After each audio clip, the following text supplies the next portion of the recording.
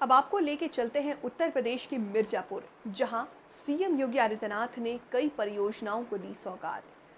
UP के CM Yogi Adityanath ने मझुआ विधानसभा उपचुनाव से पहले कई परियोजनाओं की सौगात दी।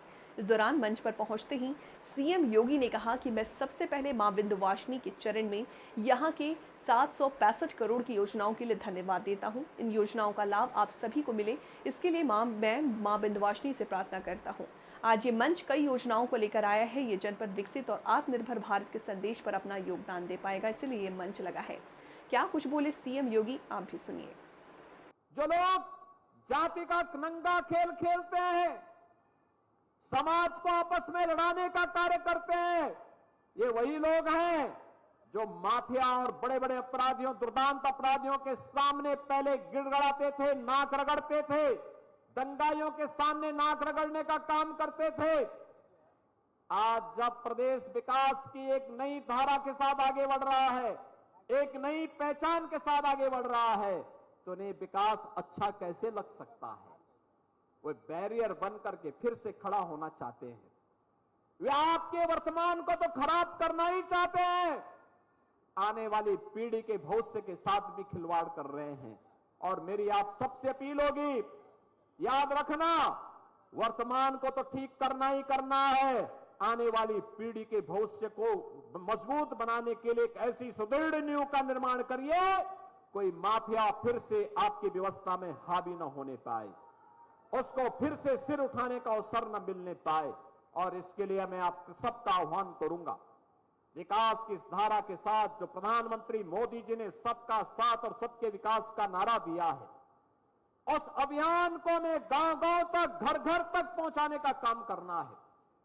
जैसे मां विंध्यवासिनी का धाम आज चमक रहा है, देश और दुनिया को अपनी ओर आकर्षित कर रहा है, जैसे आज मिर्जापुर जनपद 4 लेन की कनेक्टिविटी से बेहतरीन तरीके से जुड़ चुका है, जैसे यहां मेडिकल कॉलेज, विश्वविद्यालय और नर्सिंग कॉलेज का निर्माण तेजी के साथ आगे बढ़ा है, जैसे हर घर नल की योजना तेजी के साथ आगे बढ़ी है, ऐसे विकास का यह क्रम, यह सिलसिला अनवरत रूप से आगे बढ़ता रहे, इसके लिए एक और हम आए हैं और दूसरी तरफ मैं आपको आश्वस्त करने के लिए आया हूं।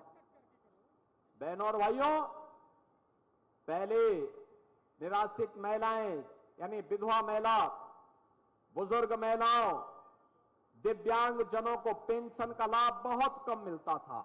आज हम 12,000 रुपए सालाना उन्हें उपलब्ध करवाने का काम कर रहे हैं। 1 करोड़ परिवारों को सुविधा दी जा रही है।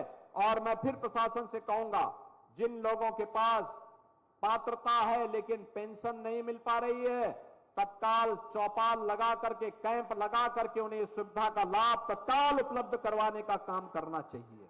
आज यहां पर यह मंच अनेक योजनाओं को लेकर के आया है, इसमें विकास भी है, यहां पे रोजगार की संभावनाओं को आगे बढ़ाने के कार्यक्रम भी है,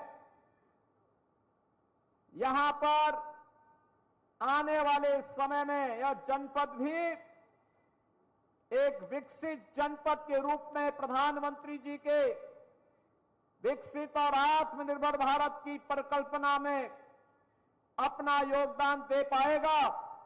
इन संभावनाओं को आगे बढ़ाने के लिए आज यहां पर यह मंच आपके बीच में यहां पर उपस्थित हुआ है। बहनों और भाइयों, 10 वर्ष पहले मिर्जापुर जनपद की क्या स्थिति थी? इस जनपद में कनेक्टिविटी का अभाव था, गरीबों को योजनाओं का लाभ नहीं मिल पाता था। मां विंध्यवासिनी धाम के पवित्र मंदिर और त्रिकोण के रूप में विख्यात इस पवित्र शक्तिपीठों की क्या स्थिति रहा करती थी, यहां की सड़कों के क्या हालात थे और किस प्रकार से यहां गुंडा राज और माफिया राज हावी था, यह किसी से छुपा हुआ नहीं है। बहनों और भाइयों, आपने पिछले 10 वर्ष में बदलते हुए भारत को देखा है, बदलते हुए उत्तर प्रदेश को पिछले 7.5 वर्ष के अंदर देखा है, बदलते हुए मिर्जापुर को भी आपने महसूस किया होगा, इसका एहसास किया होगा। आज मैं भी गौरव की अनुभूति करता हूं। अब हमारा मिर्जापुर जनपद भी किसी के सामने हाथ नहीं फैलाएगा, क्योंकि मिर्जापुर के पास यहां की पहचान मां विंध्यवासिनी का पावन धाम आज भव्य और दिव्य रूप ले चुका है और पूरे देश और दुनिया के श्रद्धालुओं को अपनी ओर आकर्षित कर रहा है।